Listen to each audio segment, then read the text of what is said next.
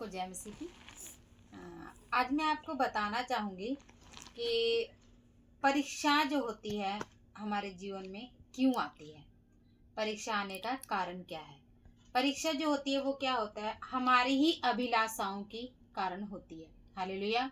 क्योंकि वचन में लिखा गया है, वचन बोलता है ऐसा कि परीक्षा जो होती है परमेश्वर की ओर से कभी नहीं आती है। परमेश्वर कभी बुरी बातों से हमारी परीक्षा नहीं करता है। हमारी परीक्षा जो है वो हम कैसे कार्य करते हैं, हमारी इच्छाएं क्या है, हम क्या क्या करना चाहते हैं उसके ऊपर आती है। हालेलुया। तो मैं आपको बताऊंगी, वचन से बताऊंगी। याकूब याकूब मैं 12 से पढ़ूंगी। धन्य है वह मनुष्य जो परीक्षा में स्थिर रहता है, क्योंकि वह खरा निकलकर जीवन का वह मुकुट पाएगा जिसकी प्रतिज्ञा प्रभु ने अपने प्रेम करने वालों से की है। हालेलुया। और एक बात और है कि परमेश्वर क्या कहता है कि यदि हम परीक्षा में से निकल जाते हैं ना, तो परमेश्वर ने प्रतिज्ञा की है मुकुट पाने की, कि हम क्या है उसके, वो हमसे प्रेम करता है और वो हमें वो मुकुट भी देगा। हालेलुया। तो 13 वचन में क्या कहता है, जब किसी की परीक्षा हो तो वह यह ना कहे कि मेरी परीक्षा परमेश्वर की ओर से होती है, क्योंकि न तो बुरी बातों से परमेश्वर की परीक्षा हो सकती है और न वह किसी की परीक्षा आप करता है, परंतु प्रत्येक व्यक्ति अपने ही अभिलाषा से खींचकर और फंस कर परीक्षा में पड़ता है। फिर अभिलाषा गर्भवती होकर पाप को जनती है, और पाप जब बढ़ जाता है तो वह मृत्यु को उत्पन्न करता है। हालेलुया। क्या है कि हम सभी जानते हैं कि पाप जो होता है क्या करता है, वो मृत्यु को उत्पन्न करता है। जब पाप हम करते हैं तो इसका मतलब है कि हम मृत्यु की ओर जा रहे हैं। इसलिए हमें क्या करना है कि अभिलाषा में हम कैसे फंसते हैं।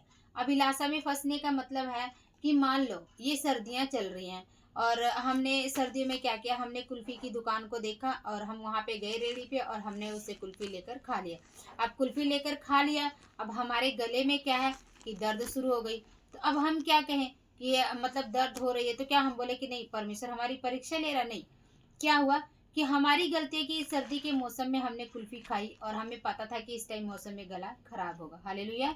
ऐसे ही मान लो जैसे कि हमें कोई चीज़ लेना है, हमें इसकी उसकी इतनी ज़रूरत नहीं है, लेकिन हम क्या करते हैं कि घर का कोई सामान लेना है, टीवी लेना है, फ्रिज लेना है।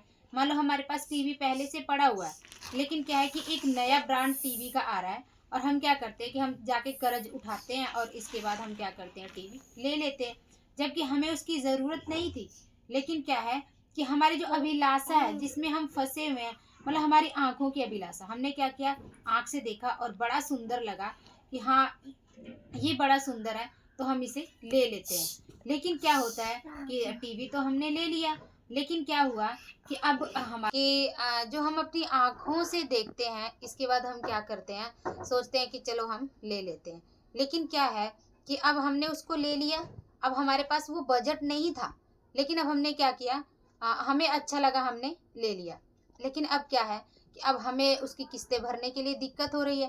तो अब हम क्या करें कि नहीं, हम तो परेशान हो गए हैं और हम परीक्षा में फंस गए हैं। तो ऐसा नहीं है। हमें क्या करना है कि हमें सबसे पहले तो कोई भी काम करने से पहले हमें परमेश्वर के पास बैठना है और उससे प्रार्थना करनी है कि परमेश्वर क्या हम इस चीज़ को लें या हम इस चीज़ को ना लें। परमेश्वर हर एक से बात करता है, ऐसा नहीं है कि वो कुछ खास लोगों से बात करता है और कुछ लोगों से नहीं बात करता। नहीं, परमेश्वर वचन के द्वारा बात करता है।